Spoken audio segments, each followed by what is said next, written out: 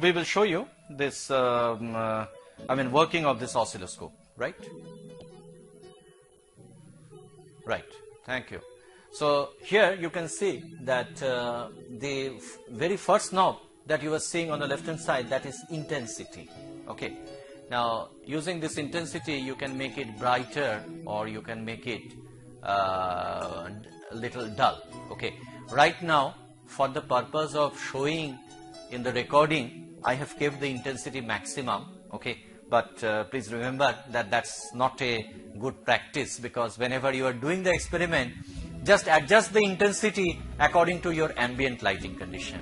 Okay, if you are working in a room where there is ample of light, okay, as it is, because here for the purpose of recording we are using lots of studio lights, okay, there we need to increase the intensity. But if the ambient light is on the darker side, then even if you keep a very small intensity, there is no problem.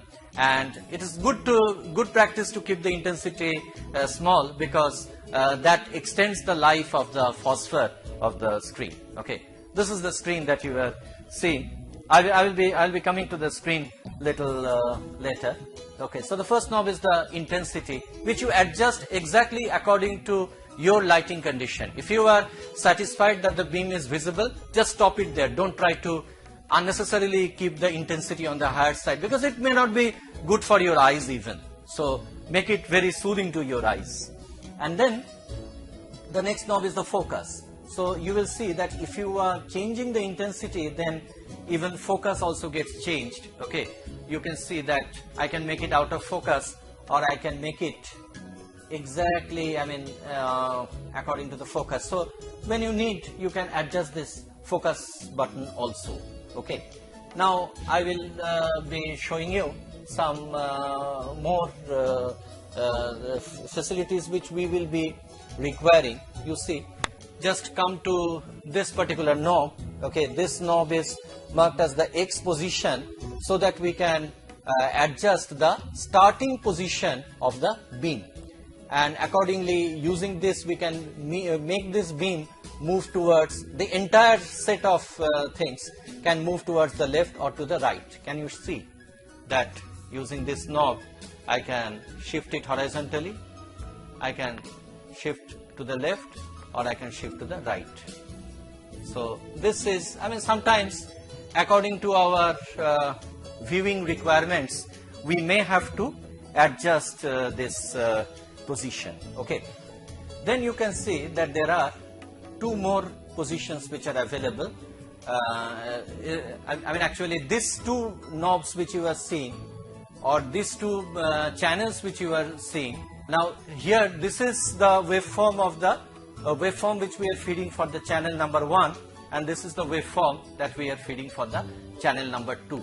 So channel 1 or channel 2 means the two beams that I was talking of, the beam A and beam B, which I was referring to while giving you the lecture. So now you can see that there are individual set of controls which are available. So on the left hand side, all the controls are pertaining to this channel, and on the right hand side, whichever controls you are seeing, these are pertaining to this channel. So they are independent of each other. Okay, and right now, since I am concentrating only on one beam, okay, you can see that there is a button called Y position. So using that I can move the beam up or down. So clockwise the beam is moving up, anti-clockwise the beam is moving down. Can you see? Okay, so we want to view it maybe at the middle, because there is only one beam present, so good to adjust it near the middle so that we can see the waveform properly. Okay, now you can see that a very crucial thing over here, here there is a triggering knob. Okay, and this there is a selection switch which are available, and you see in different positions the triggering may differ. Like this is one case where there is no triggering. Can you see that the beam is not being made stable at all? So you need to trigger the oscilloscope. You keep it in this position, this top one, which is actually marked as the AC, and here it is exactly triggered. So once you find that it is exactly triggered, don't try to disturb the setting. Okay, you will see that there is also a fine adjustment. Just in case you find that nothing is working, okay, you can adjust the level of the trigger, but normally it is auto triggered, so you may not have to bother really. Okay, but in cases, in case you need to, okay, just fiddle this, but do not try to fiddle this much. Okay. Now this is the times per division scale. Okay, this is a big rotary knob, and I tell you the range of the oscilloscope is that you can monitor waveform even in the megahertz range, or you can monitor the waveform even in few hertz of range. Okay, so I can keep turning the knob, and if I turn to the left, you will see what happens. Say I turn one step to the left.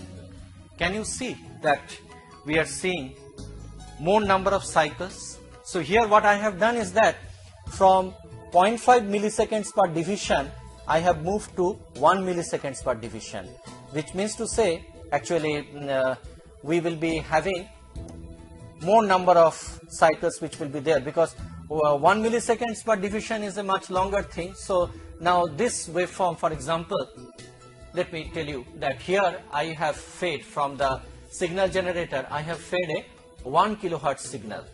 Now I just move the beam so that I make little adjustment with the horizontal and the vertical. My idea of doing it is so that the starting gets aligned exactly with this marking. You see, if you are able to, I don't know whether you'll be able to see it on the screen or not, but this oscilloscope screen, they are having some graduations or some scale markings are there. Okay, if I can explain to you, there are 1, 2, 3, 4, 5 large divisions on the left hand side. This is the center of the screen. 5 large divisions on the right hand side, and similarly on the top to bottom also 1, 2, 3, 4 large divisions at the bottom, 1, 2, 3, 4 large divisions on the top, this being the center. And these are gridded. The oscilloscope screen is gridded, and it is being gridded for your convenience only, so that you make a measurement using these grids. And all these major grids, they are further sub-partitioned, that each grid is having 5 sub-partitions. Okay, so they are sub-grids or smaller markings which are kept, and that is there on the horizontal side, that is there on the vertical side also. Now whenever we say that the timing which we are indicating here is 1 millisecond, it is this buttons actually the knob is now pointing towards 1 millisecond per division. It means to say that these big graduations which are there, so it is exactly 1 millisecond. Every division, every large division corresponds to 1 milliseconds of time. So which means to say that because we have got 5 here and 5 here, that means to say 10 divisions completed from here to here, from the left to the right, 10 divisions are completed. So we are actually displaying the waveform for a duration of 10 milliseconds. Okay. Now I have fed 1 kilohertz sine wave. So within these 10 divisions, I should see how many? I should see then 10 complete cycles of the waveforms, because it is kept in 1 milliseconds per division and there are 10 divisions, so there should be 10. How many? Let us calculate. 1, 2, 3, 4, 5, 6, 7, 8, 9, 10. Can you see? It is 10. So that means to say that we have really fed a 1 kilohertz, and whether we have fed 1 kilohertz signal or not, that can be ascertained from our measurement also. You see, one cycle of the sine wave, that is taking 1 division closely, it is 1 division, but this setting is giving you 1 milliseconds per division. But if I make it little longer, perhaps my observation will be better. If instead of 1 millisecond, I go over to 0.5 milliseconds.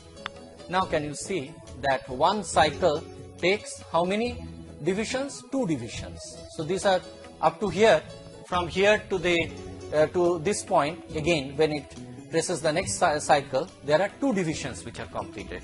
So 2 divisions means what? It is to be, this 2 is to be multiplied by 0.5 because it is 0.5 milliseconds per division. So 1 millisecond. So 1 millisecond we complete 1 cycle. So definitely it is a 1 kilohertz sine wave. You will see what I will do is that I will slightly change the frequency. I have changed the frequency. Now you see that this is my 1 cycle, this is my 2 cycle, and how many divisions it is occupying right now? 1, 2, 3, in between 3 and 4. So it is not exactly 3, it is not exactly 4, but the smaller markings which are there, it is falling in the second smaller marking. Second smaller marking means there are 5 small markings. So which means to say each small marking corresponds to 0.2. So then second smaller marking means 0.4.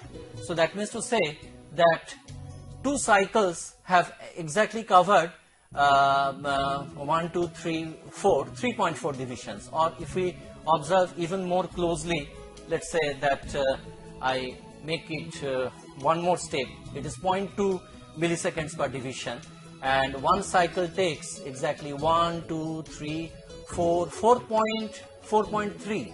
So 4.3 milliseconds is 4.3 divisions are there, and it is to be multiplied by this 0.2. So which means to say that 0.86 milliseconds.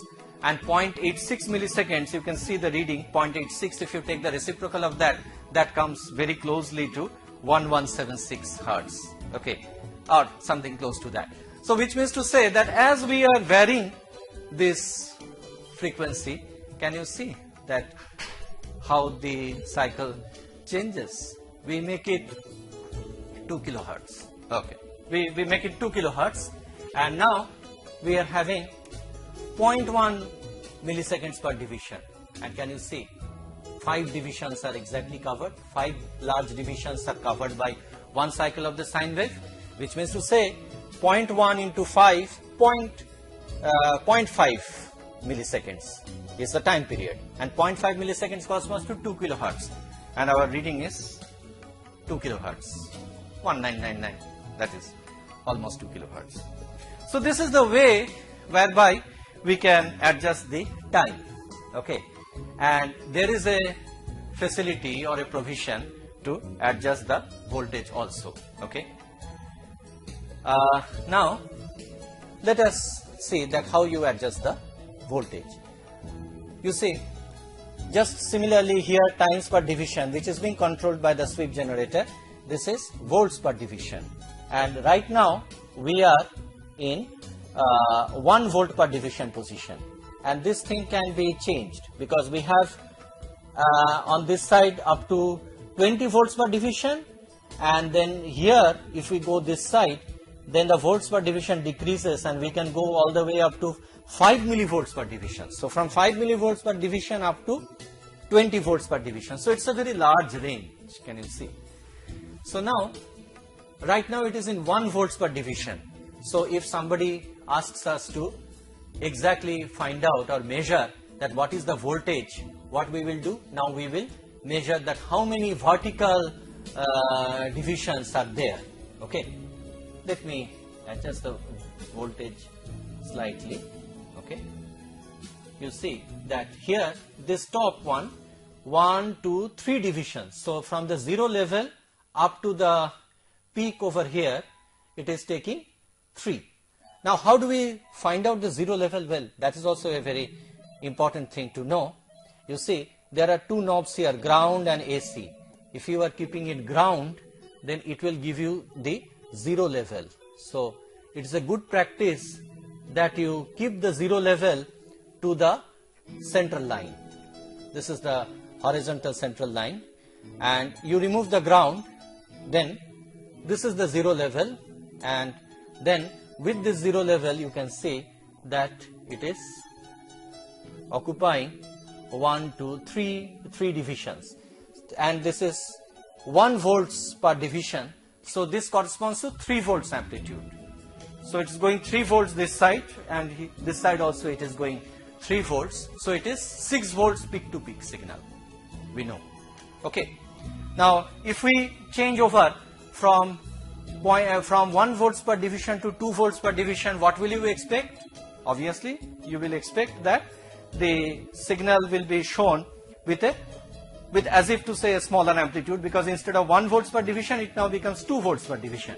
So 6 volts peak to peak will now be shown by 3 divisions. Here it is shown by 6 divisions. If we go to 2 volts per division, you can see that peak to peak signal is shown by 3 divisions only, 1.5 this side, 1.5 this side.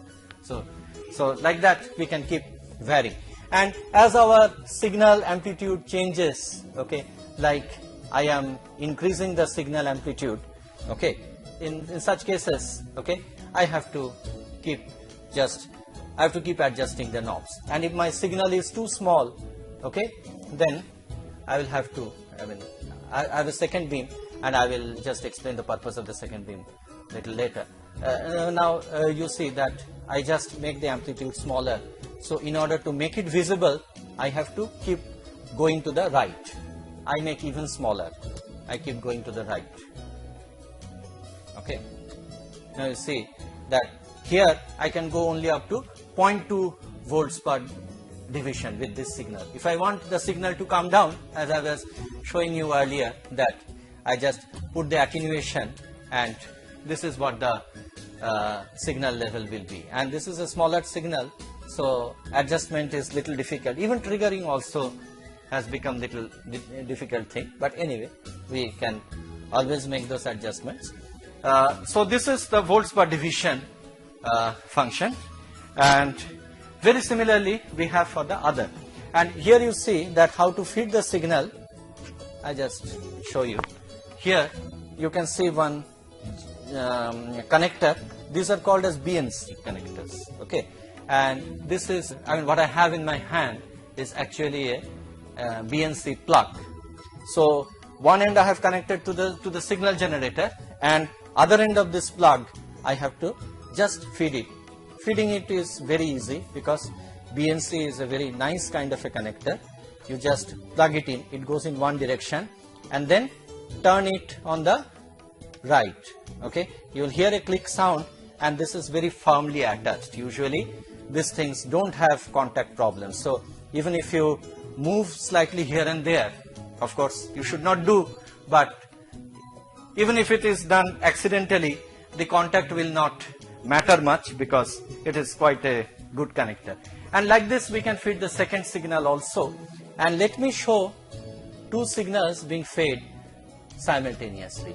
So what we are doing here is that we are feeding beam 1 and beam 2. Now the two are not having identical volts per division, and let me just adjust the amplitude and bring it. Okay.